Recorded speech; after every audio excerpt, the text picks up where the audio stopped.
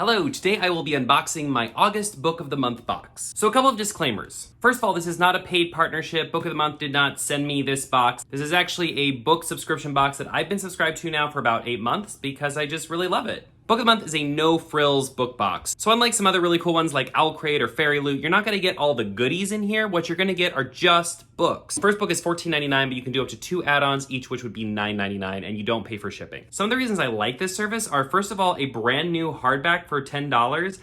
Yeah, please, yes, I'll take, yes, thank you.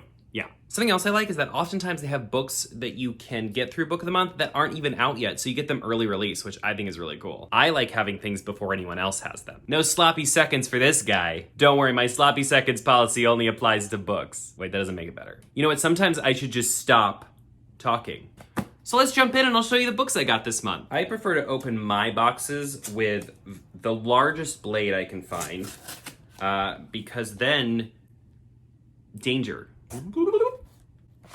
So they always have really cute packaging. Like this month it says, "You've got great taste," which, like, I know, but it's nice to be reminded. First up is Star Daughter by Shveta Thakrar. My God, I'm sure I'm pronouncing that wrong and I do apologize. First of all, this cover is gorgeous. I love it. So this is a young adult book. As you see here, they've labeled it so that I know. So this is a story about a young woman named Shveta. She has a really special power, so she's been forced to hide it for a really long time. But then, of course, something happens. She accidentally shows it, and now she gets pulled into this big celestial battle to find out the next ruling house of the heavens. It sounds like throughout this adventure, she's also going to learn a lot of dark history about her universe, as well as run into some dark forces that are trying to shut down these gates between worlds. Sounds really epic. I think people who are fans of young adult sci-fi are really going to enjoy this book. I also love that I'm getting a diverse author on my shelf. Something else to mention about Book of the Month is because you can get multiple books, you often are able to get diverse authors and creators and storytellers, and I think that's awesome. Next up, we have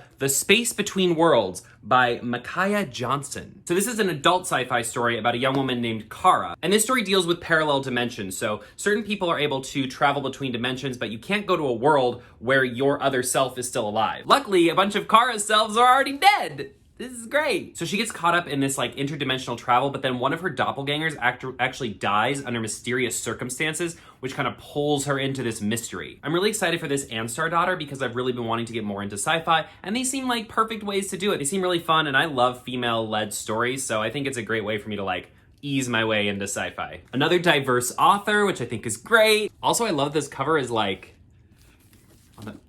what? It's so trippy. I just want to point out something else I love about Book of the Month is that all of their spines actually match. So if you like your bookshelf to look really fancy, like I have a lot of them on my bookshelf, they just look really great next to each other. And finally, we have Atomic Love by Jennie Fields. Oh my God, I love this. Love, desire, betrayal. Her choice could save a nation. I mean, it says that. I am being dramatic, but it does say that. So this story focuses around a woman named Rosalind. This has to do with 1950s history. Rosalind is a physicist who worked on the Manhattan Project, and we see her life several years after the Manhattan Project, and she kind of gets tied up into this thriller that has to do with the FBI. It also seems like it has a love triangle in it. It seems like she's being asked by one guy to investigate another guy, but the other guy was a guy she had like a relationship with in the past, but she's also falling for the guy who was telling her to investigate the guy.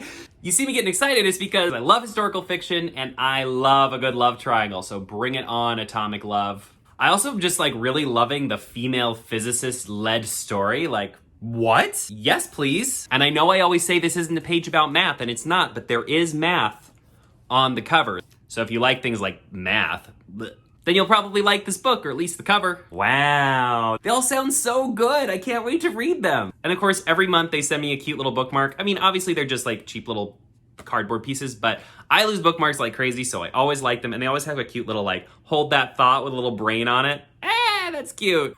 What was the noise I just made? What is that? Do you guys already get Book of the Month? Do you like Book of the Month? Do you want to see more videos like this where I'm showing you new books that I get in the mail? Let me know in the comments, and as always, please make sure to like and subscribe. I'm gonna go read now. Have an amazing week and happy reading.